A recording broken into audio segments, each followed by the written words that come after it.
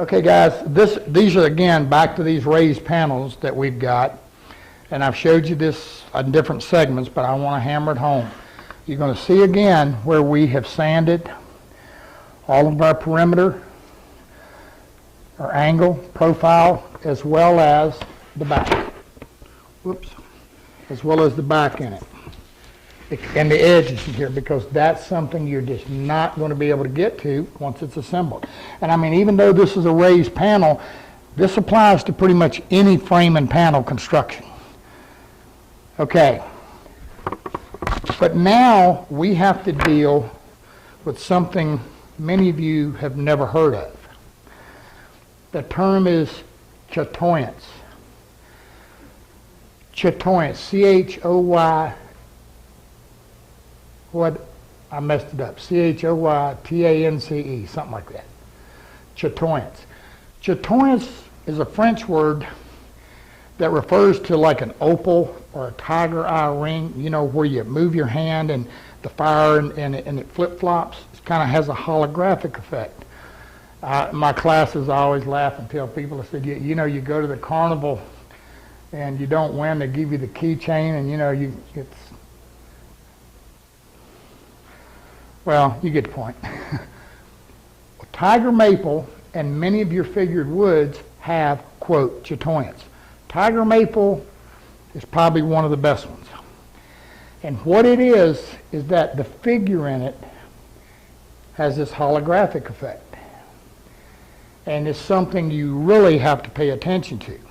If not, what can happen is you build something out of it and you're looking at it, and literally, for example, a raised panel. You could be looking at these in a piece, and you look on the left, the figure's dominant, shows really well. On the right, it just kind of disappears. If you would turn that upside down, the figure will show. It's again in how the light is reflecting off of the grain. This is a piece that, a pretty contemporary piece we're doing. And the client, we're using chatoyance to create an effect. Now in this case, this tiger maple, we oxidize it. And if you, in the segment will be on aging antiquing woods, this is in there. This is where we used the vitamin supplement ferrous sulfate in water to oxidize this tiger maple. But what I want you to watch, I've already wet it a little, but what I want you to watch is when I wet this with some water and you're looking at it, you can see how this side and over here the curl is much more dominant. Watch me flip it, and you see, watch it change. That's chatoyance. We'll try it again on the back side.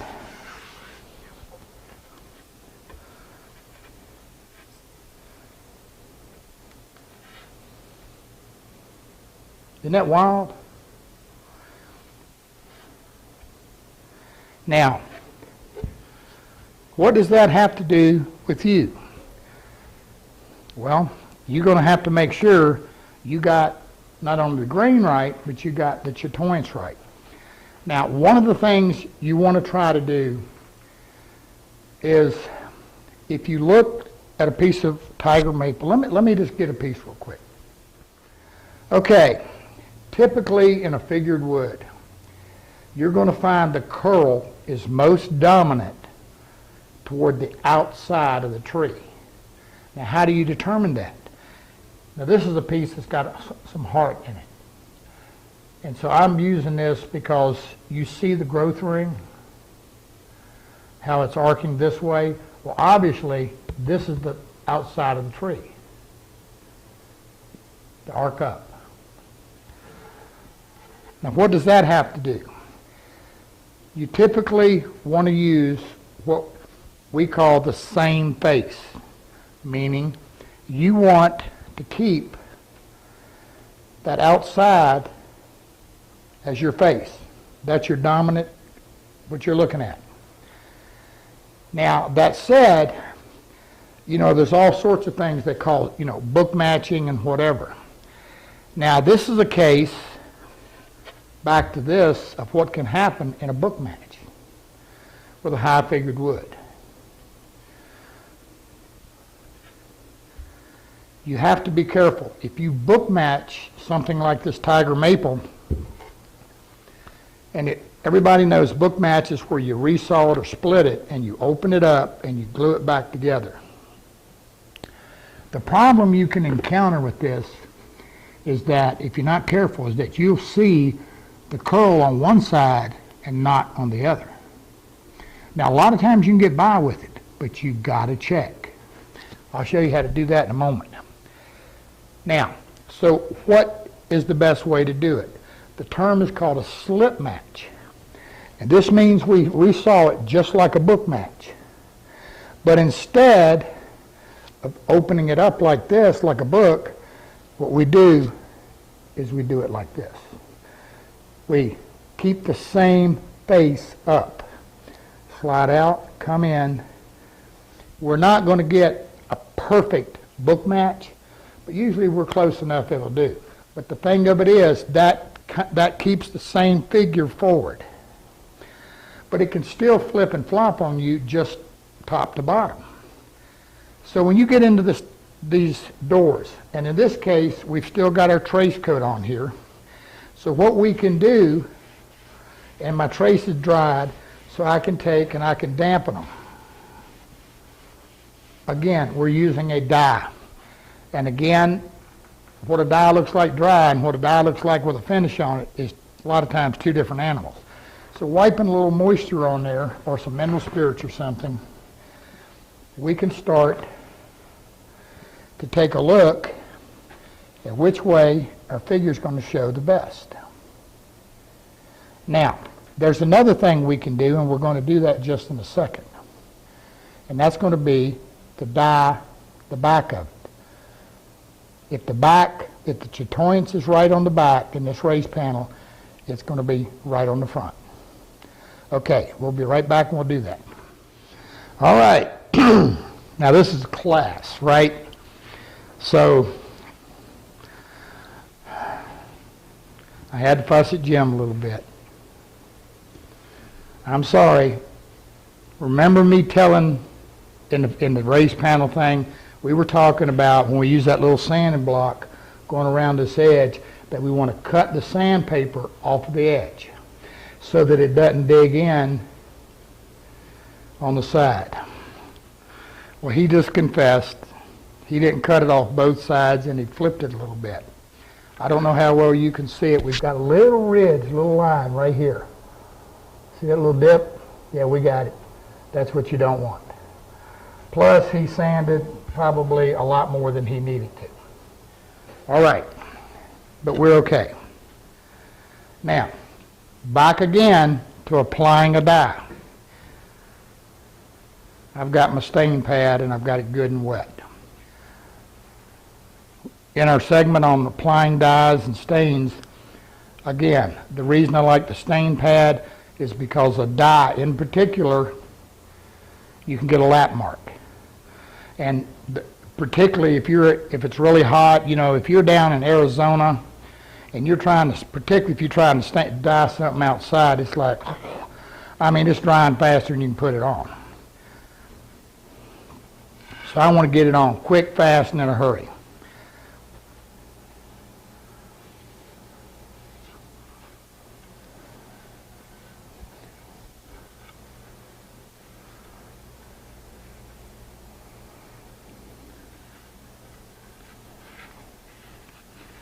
See, what I'm after here is to be able to get this on quick and wet and not have to go back. Quick wipe. You see here, I'm not even worried about that. That's just going to create a trace. Now on camera, as I'm looking at this is looking a little bit pink or orange, more so than what it is. This is the New England maple. You see on the back how quick, that quick, this is an alcohol base, that quick it has started to dry. Now the other thing with an alcohol base, of course, is alcohol or water. You can take a damp cloth and wipe it. I'm going to lay it face down so that this will dry. And now, again, a dye. If it's not dark enough, I'll hit it again.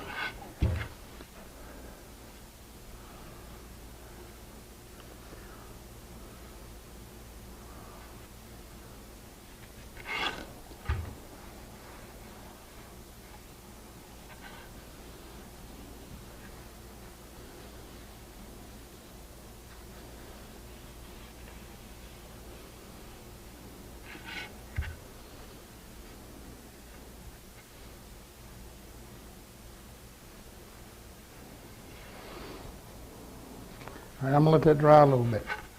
You see, you're watching this in real time. Look. Look how quick that alcohol's drying and the difference it makes when you're looking at it. But here's what we have to look at. See it? Can you watch the fit? We're going to have to stand these up and make sure which way our figure's going to show the best. Can you see it changing?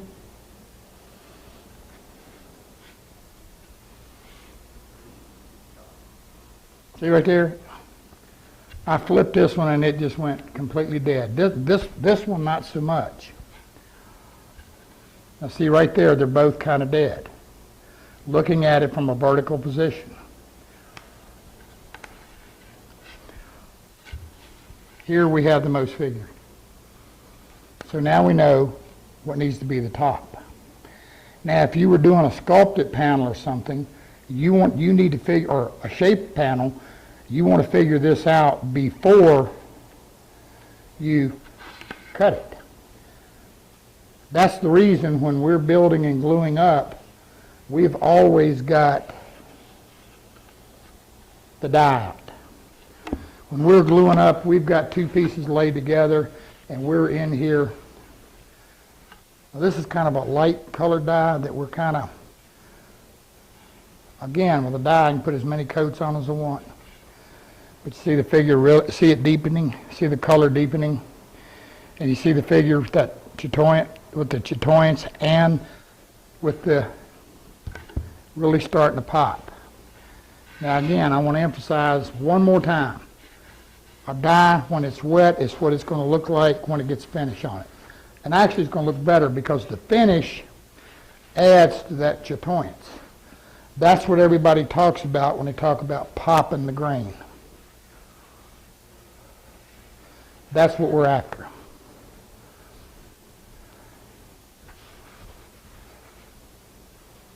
Okay. Now, the other thing I want to do on this is I've got my frame. Now we've already sorted out left and right and all of that. And again, we did that prior to cutting everything in assembly. And I mean, here we are, if this is a piece of raw wood, which it is, that we're getting ready to cut and make something, we're going to take and throw some dye on here real quick and lay everything together and make sure that that Chatoyance and our grain is showing and lining up the best. But what I've done on this one, because with this, once this is installed in the door, trying to come back and wipe all of these little profiles is very difficult. But, you know, wiping the face of the raised panel and wiping the top of the rails and stiles, that's no big deal. Now, if you were using a stain, particularly an oil-based stain, this next step you're going to want to be very, very, very particular with. If you look very carefully, I've made a little pencil mark right there. See it? That tells me where everything's hooking in. And you notice in the sanding, we didn't sand this. So all I'm going to do here is just go a little bit past it, and I'm going to wipe it.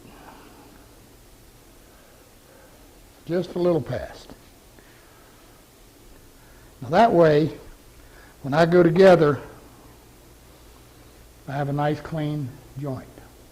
I told you when we were doing these, we're always very, very careful with our glue. Now if you get a little glue squeeze out, just let it kind of set up to where it's about like a chewing gum or something, and just take a little chisel and take it out. If you mess up your die, you can always just touch it up a little bit. You're still not sealed off. And we do the exact same thing on the other side. This may seem like an awful lot of work to do, but here's the thing. You're going to have to sand it one way or the other. And being able to sand it where you can readily get to it, and being able to dye it where you can readily get to it, makes all the difference in the world.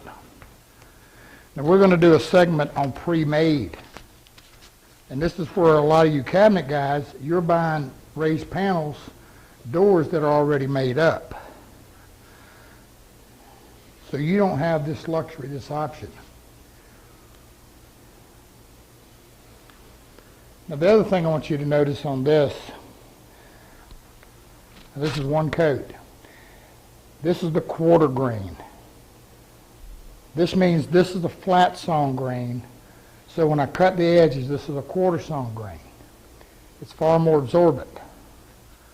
So it will actually take the dye faster than the flat sawn. So we want to keep an eye on that so we don't get this too dark. Whoops. Now, what would happen if when you dye this whole thing, and you're dyeing the top and the faces, the rails and stiles, what if you get dye down in here? Simply have you a damp rag at your side and immediately wipe it. That's the beauty of an alcohol or water-based stain. Now if you're using an oil base, then you're going to have a rag or something with a little bit of mineral spirits to try to help you. All right, we're looking pretty good. These are ready for assembly. We will again stand them up, double check our chatoyance, and we're ready to go. One last thing, this is a point of interest on a raised panel.